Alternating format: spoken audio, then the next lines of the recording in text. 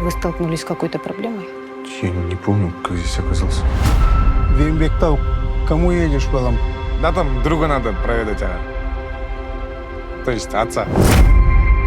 Хочешь, как твой папаша? Бандитам по району двигаться? Чтобы весь день Бектау тебя боялся, да? Садись в машину! Мне нужно найти своего отца! Не может быть такого.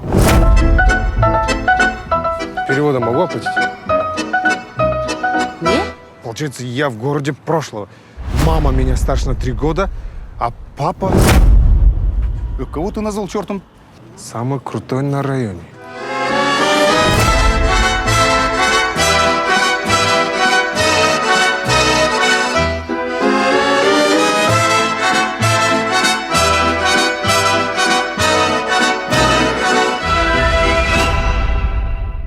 Кажется, что ты мой молодой папа.